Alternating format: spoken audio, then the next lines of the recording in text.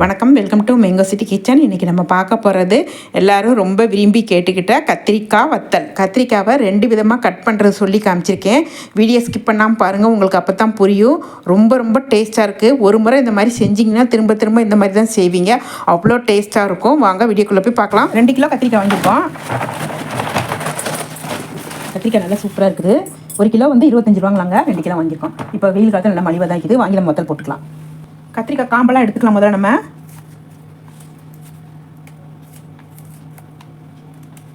இப்படி எடுத்து இந்த பாத்திரத்தில் போட்டுக்கிறேன். எல்லாத்தையுமே எடுத்து போட்டுக்கிறேன். நம்ம ஃபஸ்ட்டு கழுவிக்கலாம். கழுவிட்டு அப்புறம் நறுக்கணும். இந்த வெயிலை யூஸ் பண்ணி வத்தல் வடகம்லாம் போட்டு வச்சுக்கோங்க. நம்ம சேனலில் நிறைய வத்தல் வடகம்லாம் போட்டிருக்கேன். பிளேலிஸ்ட் கிரியேட் பண்ணி வச்சுருக்கேன். நான் எண்ட் ஸ்க்ரீனில் போட்டு வைக்கிறேன். டிஸ்கிரிப்ஷன்லையும் எல்லா வத்தலுடைய லிங்க்கும் கொடுக்குறேன். பார்த்து போட்டு வச்சுக்கோங்க. நம்மளால் எவ்வளோ முடியுமோ அவ்வளோ போட்டு வச்சுக்கலாம். நான் எல்லாத்தையுமே கட் பண்ணிட்டு வந்துடுறேன். காம்பெல்லாம் எடுத்துட்டேன். தண்ணி ஊற்றிக்கலாம். நல்லா கழுவிப்போம். அப்படியே எடுத்து ஒரு பிளேட்டில் எடுத்து வச்சேன். கழுவுனதை எல்லா காய்கறியும் நல்லா சுத்தமாக கழுவி தான் செய்யணும். பார்த்தா அப்படி இருக்கும், சின்ன சின்ன மண்ணெல்லாம் ஒட்டி இருக்கும். தண்ணியே பாருங்கள், லாஸ்ட்டாக கலர் கொஞ்சம் மாறி இருக்கும். அழுக்கு இல்லாத மாதிரி தான் தெரியும். ஏன்னா அந்த காம்பு கட்டையெல்லாம் அழுக்கு இருக்கும் இல்லைங்களா. அந்த அழுக்கு வந்துருக்குன்னு பாத்திரத்தை நல்லா கழுவிட்டு வந்துட்டேன். மஞ்சத்தூள் போட்டுக்கலாம். நிறக்க 1 ஸ்பூன் போட்டு விட்றேன். தண்ணி ஊற்றிக்கலாம். கத்திரிக்காய் கட் பண்ணிக்கலாம்.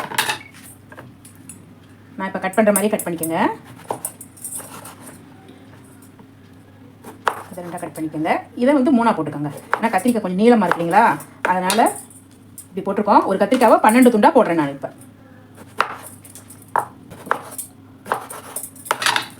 இங்கே பாருங்கள், இந்த மாதிரி போட்டுக்கோங்க. எல்லா காயுமே கட் பண்ணி போட்டாச்சு. இங்கே பாருங்கள், ஒரே ஒரு காய் தான் சொத்தை. எல்லாம் நல்லதாக இருக்குது. இப்போ மஞ்சள் போட்ட தண்ணியில் ஒரு தடவை நல்லா கழுவிக்கலாம். அப்படியே இன்னொரு பாத்திரத்தில் போட்டுக்கிறேன். ஒரு பெரிய பாத்திரத்தில் தண்ணி கொதிக்க வச்சுருக்கேன். தண்ணி கொதி வந்துருச்சு பாருங்கள். இப்போ வந்து நம்ம அடுப்பை ஆஃப் பண்ணிக்கலாம். ஆஃப் பண்ணிவிட்டு இந்த பாத்திரத்தில் தண்ணியை ஊற்றிக்கிறேன். மெதுவாக இப்படியே தண்ணி ஊற்றிக்கலாம்.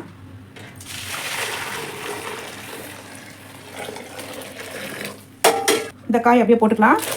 மெதுவாக போடுங்க, சுடு தண்ணி கையில் தெரிச்சிரும். இப்படி செஞ்சோம்னா இந்த சூடு உங்களுக்கு வந்து இந்த கத்திரிக்காய் வேகிறதுக்கு போதும். கத்திரிக்காய் சீக்கிரம் வெந்துடும் இல்லைங்களா, அதனால் இப்படி போட்டாவே போதும். நமக்கு ரொம்ப அடுப்பில் போட்டு வேக வைக்க வேண்டாம், இதிலே வெந்துடும். இப்படியே நல்லா கலந்து விட்டுக்குவோம். போட்டோடனே அந்த ஸ்கின் கலர் மாறிடுச்சு. நல்லா கலந்து விட்டுக்கோங்க. ஏன்னா இந்த இதிலே தான் இது வேக போகுது, அதுக்காக சொல்கிறேன். நல்லா அமுக்கி விட்டுக்குவோம். இப்போ நல்லா மூடி போட்டு நல்லா ப்ரெஸ் பண்ணிடலாம். இங்கே பாருங்கள், இப்போயே கொஞ்சம் வெந்துருச்சு. இப்போ நான் செய்கிற மாதிரி செய்யுங்க. ஒரு வெயிட் வச்சுக்கலாம். இப்படியே ஒரு வெயிட் வச்சுக்குவோம். அப்படியே கப்புன்னு வெந்துடும். 5 நிமிஷம் கழித்து காமிக்கிறேன். 5 நிமிஷம் ஆயிடுச்சு. ஓப்பன் பண்ணிக்கலாம். நல்லா கலந்து விட்டுக்குவோம். அப்படியே எல்லா கலரும் மாறிடுச்சு. இந்த ஸ்கின் எல்லாமே ஆஃப் பாயிலாக வெந்திருக்குது. இங்கே பாருங்கள், ஆஃப் பாயில் வெந்துருச்சு. ஓகே, இப்போ அப்படியே வடித்து இன்னொரு பாத்திரத்தில் போட்டு வச்சுக்கலாம்.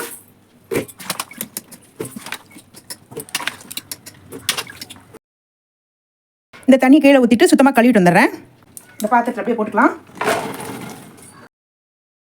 2 எலுமிச்சம்பழம் எடுத்திருக்கேன். நல்லா பெருசாக இருக்குது, அதனால் 2 எடுத்திருக்கேன். நீங்கள் கொஞ்சம் சின்னதாக இருந்தால் 3 எலுமிச்சம்பழம் பிழிஞ்சிக்கோங்க. இதை நல்லா கட் பண்ணி பிழிஞ்சிட்டு வந்துடுறேன். இப்போ இதுக்கு மசாலா பொருட்கள் போட்டுக்கலாம். மிளகாத்தூள் 2 ஸ்பூன் போட்டு விட்டுக்கலாம். இப்போ 1 ஸ்பூன் போட்டு விட்ருக்கேன்.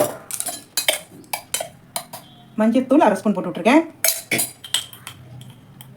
உப்பு, தூள் உப்பு 1 ஸ்பூன் போட்டு விட்ருக்கேன்.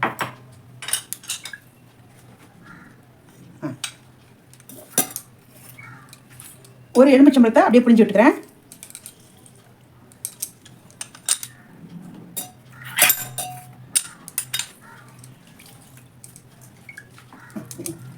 அப்படியே குளிக்க விட்டுக்கலாம். இப்போ ஒரு 1/2 ஸ்பூன் மஞ்சத்தூள். உப்பு பார்த்துட்டு போடுங்க. உப்பு 1 ஸ்பூனு. முதல் போட்டோம்ல, இப்போ 1 ஸ்பூன். மிளகாத்தூள் 1 ஸ்பூன். இப்போ எல்லாமே போட்டாச்சு. எலுமிச்சம்பழம் பிழிஞ்சு விட்டுக்குவோம். முதல் ஒரு எலுமிச்சம்பழம் பிழிஞ்சு விட்டுருக்கோம். இப்போ 1 எலுமிச்சம்பழம்.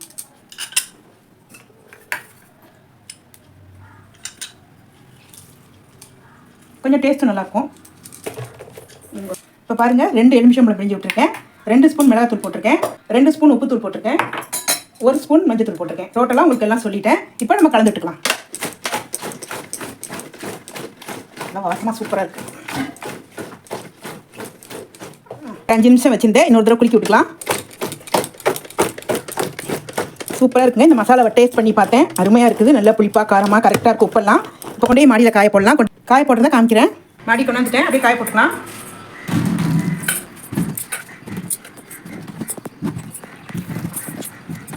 இந்த அடியில் அப்படியே கொஞ்சமாக தண்ணி நிற்கிது பாருங்கள், அப்படியே நிற்கட்டும். அப்படியே வடிச்சே போட்டுக்கோங்க.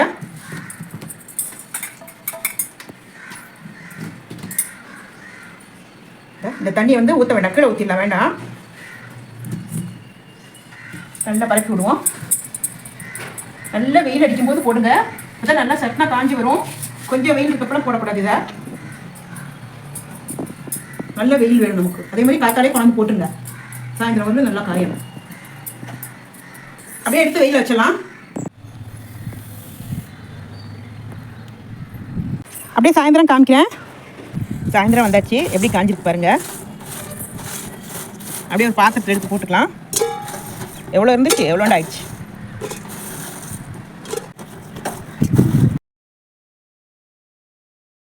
நாளைக்கு மறுபடியும் காய வைக்கிறது உங்களுக்கு காமிக்கிறேன்.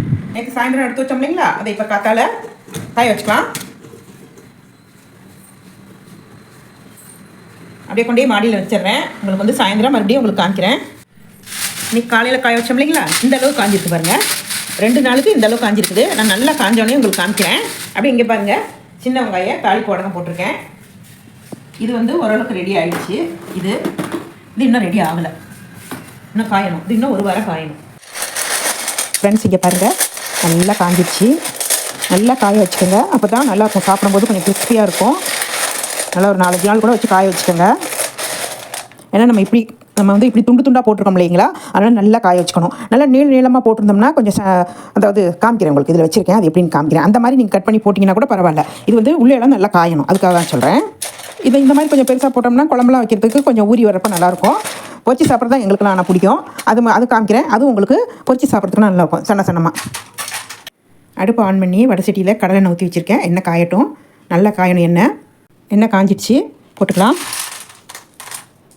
இவ்வளோ எண்ணெய் ஊற்ற வேண்டியதில் கொஞ்சமாக ஊற்றி கூட பொரிச்சிக்கலாம். நான் பூரி செஞ்சதுங்க, அதனால் இவ்வளோ இருக்குது. இதே மாதிரி அடுப்பையும் ரொம்ப தீயை கம்மியாக வைக்காதீங்க. கொஞ்சம் நல்லா எண்ணெய் காஞ்சா தான் நல்லா கிறிஸ்பியாக இருக்கும். உள்ளார பதமாக பொரிச்சு எடுக்கணும், இல்லாட்டினா உள்ளார வந்து சவுக்குன்னு இருக்கும். ஒரு 2 தடவை பொரிச்சிட்டிங்கன்னா உங்களுக்கே தெரியும் ரெடி ஆகிடுச்சு. நல்லா உப்பி வருது பாருங்கள். அதே மாதிரி எடுத்த உடனே நம்ம சாப்பிடக்கூடாது, ஒரு 5 நிமிஷம் ஆகணும். அப்போ தான் கிறிஸ்பியாக இருக்கும் உங்களுக்கு. தெரியுதுங்களா, உப்பி வந்துருக்கிறது. இன்னொரு வீடு போட்டு காமிக்கிறேன். எண்ணெய் நல்லா காஞ்சிச்சு, போட்டுக்கலாம். எண்ணெய் கொஞ்சம் காய் கொஞ்சம் கொஞ்சமாக போட்டேன்னு நினைக்காதீங்க. இதெல்லாம் நம்ம கொஞ்சம் தான் சாப்பிட முடியும், நிறையா பொரிச்செல்லாம் சாப்பிட முடியாது, கொஞ்சம் கொஞ்சமாக தான் சாப்பிட முடியும். சுண்டைக்காய் வத்தல், பத்திர வத்தல், கோவக்காய் வத்தல் எல்லாமே இந்த வத்தலும் கொஞ்சம் கொஞ்சமாக தான் சாப்பிட முடியும். அதே மாதிரி செம்ம டேஸ்ட்டுங்க. அந்த எலுமிச்சம்பழம் புளிப்பு, காரம், உப்பு நல்லா இருக்குது, செம்மையாக இருக்குது. இந்த மாதிரி மசாலா போட்டு செஞ்சு பாருங்கள். நான் ஏற்கனவே உப்பும் வெறும் மஞ்சத்தூள் போட்டு செஞ்சுருக்கேன், அதையும் காமிக்கிறேன். ஆனால் இது டேஸ்ட்டு ரொம்ப நல்லா இருக்குது. தயிர் சாதத்துக்குலாம் அவ்வளோ சூப்பராக இருக்கும். நீங்கள் இந்த கட் பண்ணுறது மட்டும் நான் சொல்கிற மாதிரி கட் பண்ணுங்கள். ஒன்றே இந்த மாதிரி கட் பண்ணிக்கோங்க, இல்லாட்டா நீளமாக காமிக்கிறேன். கொஞ்சம் எண்ணெய்லாம் வடிகட்டும். கொஞ்சம் எப்போதுமே இந்த மாதிரி வத்தெல்லாம் உங்களுக்கு போடுறதுக்கு ஒரு தயக்கமாக இருந்துச்சுன்னா ஒரு 1/2 கிலோ மட்டும் வாங்கி போட்டு பாருங்கள். உங்களுக்கு டேஸ்ட் எப்படி பிடிக்குதுன்னு பார்த்துக்கோங்க. ஒன்று இந்த மாதிரி கட் பண்ணுறது பிடிக்குதா, இல்லை சின்னமாக கட் பண்ணுறது பிடிக்குதான்னு பார்த்துக்கிட்டு நீங்கள் செய்யுங்க. எனக்கு வந்து 2மே பிடிச்சிருக்கு. இதை விட அந்த சின்னமாக இருக்கிறது ரொம்ப நல்லா முறுமுறுன்னு பொரியுது. இதுவும் நல்லா இருக்குது. நான் டேஸ்ட் பண்ணி காமிக்கிறேன் உங்களுக்கு. பாருங்கள், உங்களுக்கு நான் காமிக்கிறேன். இது வந்து உப்பு மஞ்சத்தூள் 2 மட்டும்தான் போட்டேன் இதில். அதே மாதிரி ஆஃப் பாயில் இந்த மாதிரி நீளமாக கட் பண்ணி, தெரியுதுங்களா, நீளமாக கட் பண்ணி இதே வேணால் உங்களுக்கு நான் பொரிச்சு காமிக்கிறேன். எண்ணெய் சூடாக தான் இருக்குது. இதையும் ஒரு ஈடு போட்டு காமிக்கிறேன் உங்களுக்கு. ஒருத்தவங்க நல்லா தெளிவாக சொல்கிறேன்னு சொல்கிறீங்க, ஒருத்தவங்க ஏன் இப்படி வளவலன்னு பேசுகிறீங்கன்னு சொல்கிறீங்க. எனக்கு ஒன்றுமே புரிஞ்சிக்க முடியல. புரியணும் தெரியணுங்கிறதுக்காக தான் நான் காமிக்கிறேன். இப்போ உங்களுக்கு காமிக்கிறேன் பாருங்களேன், சாப்பிட்டு காமிக்கிறேன். இது பாருங்கள், நல்லா புரிஞ்சிருக்கு, தெரியுதுங்களா, புதுசு நல்லா புரிஞ்சிருக்கு பாருங்கள், தெரியுதா. நல்லா புதுசுன்னு பொரிஞ்சிருக்கு பாருங்கள். நான் உடனே உங்களுக்கு டேஸ்ட் பண்ணி காமிக்கிறேன். சவுண்டு கேட்கும் பாருங்கள். தெரியுதுங்களா? இல்லை மிளகா கொஞ்சம் காட்டும். அருமையாக இருக்குது பாருங்கள். செம்மையாக இருக்குது. அந்த எலுமிச்சம்பழம் புளிப்பு அவ்வளோ டேஸ்ட்டாக இருக்குது. காரமாகவும் இருக்குது. எல்லாமே நல்லா இருக்குது. அவசியம் செஞ்சு பாருங்கள். அதேமாதிரி 5 நிமிஷம் கழித்து தான் நீங்கள் வந்து சாப்பிடணும். பொரிச்ச உடனே சாப்பிட்டு சவுக்கு சவுக்குன்னு இருக்குன்னு சொல்லக்கூடாது. அதேமாதிரி சாப்பிட்றப்ப பொரிச்சிடணும், அப்படியே சாப்பிட்டு தீர்த்தணும். அவ்வளோதான். எடுத்துலாம் வைக்கக்கூடாது. இந்த கத்திரிக்காய் வத்தல் மட்டும் என்னுடைய அனுபவத்தில் சொல்கிறேன் நான். செம்மையாக இருக்குது. தயிர் சாதத்துக்கு அட்டகாசமாக இருக்கும். இது நான் உங்களுக்கு டேஸ்ட் பண்ணி காமிக்கிறேன். தெரியுங்களா உங்களுக்கு? புசு புசுன்னு ஊறி இருக்கிறது நல்லா அப்படியே பொரிஞ்சு நல்லா பொரிஞ்சிருக்கு பாருங்கள் எண்ணெயில். இந்த பாருங்கள், செம்மையாக இருக்குது. இந்த நீளமாக இருக்கு இல்லைங்களா, அந்த கத்திரிக்காய் உங்களுக்கு பொரிச்சு காமிச்சிட்றேன். எண்ணெய் கொஞ்சம் காஞ்சி தான் இருக்குது. அதையும் போட்டு பொரிச்சு காமிச்சா உங்களுக்கு ஒரு டவுட் கிளியர் ஆகும். க்ளோஸ்அப்பில் காமிக்கிறேன் பாருங்கள். எல்லாமே புசு புசுன்னு நல்லா பொரிஞ்சு வந்துருக்குது. இது எண்ணெய் காஞ்சிடுச்சு, போட்டுக்கலாம். டபக்குன்னு இது பெரிய அடுப்பு, டபக்குன்னு காஞ்சிடுது. இந்த பாருங்கள், இது விதைக்காய். இந்த கத்திரிக்காய்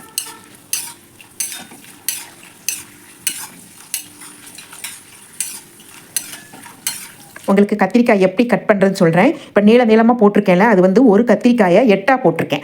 ஆஃபாக கட் பண்ணிக்கிட்டு அந்த ஆஃபை 4ஆக போட்டிருக்கேன். இப்போ 2 ஆஃபுக்கு 8 பீஸ் வரும் உங்களுக்கு. நீளமாக போட்டுக்கணும். இதே போல் நல்லா கொஞ்சமாக எண்ணெய் ஊற்றி பதமாக பொரிச்சு எடுங்க. மறுபடியும் சொல்கிறேன்னு நினைக்காதீங்க. அப்போ தான் நல்லாயிருக்கும். இதையும் உங்களுக்கு டேஸ்ட் பண்ணி காமிக்கிறேன். கொஞ்சம் நாள் ஆகட்டும். உங்களுக்கு நான் காய வச்சு பொரிச்சிட்டேங்க, அதனால் கொஞ்சம் விளக்கமாக சொல்கிறேன். அந்த மாதிரி போட்டிருக்கேன் நான். இதுக்கு வந்து அவசியமாக 5 நிமிஷம் கழித்து தான் நீங்கள் சாப்பிட்ணும். அப்போ தான் கிறிஸ்பியாக இருக்கும். இங்கே பாருங்கள், உங்களுக்கு உடச்சி காமிக்கிறேன். இப்போ உடனே செய்கிறேன், அதனால் உங்களுக்கு டக்குன்னு உடையலை. நான் ஒரு 2 நிமிஷம் ஆச்சும் ஆகட்டும், ஒரு 3 நிமிஷம் ஆகட்டும். என்ன ஒரு 5 நிமிஷம் ஆகிடுச்சி. இதை உங்களுக்கு டேஸ்ட் பண்ணி காமிக்கிறேன். இங்கே பாருங்கள், தெரியுதுங்களா எப்படி நல்லா உடப்படுது பாருங்கள். உங்களுக்கு வெயில் கம்மியாக இருந்துச்சுன்னா நீங்கள் இந்த மாதிரியே போட்டுக்கோங்க. ஒரு ஊரில் வெயில் கம்மியாக இருக்குன்னா அதுக்காக நான் சொல்ல வரேன். இதை உங்களுக்கு சாப்பிட்டு காமிக்கிறேன். கிறிஸ்மஸ் தெரியுதுங்களா? சவுண்டு கேட்குதுங்களா? அருமையாக இருக்குது. உங்களுக்கு எப்படி கட் பண்ணி எப்படி சாப்பிடணும்னு தோணுதோ அந்த மாதிரி செஞ்சுக்கோங்க.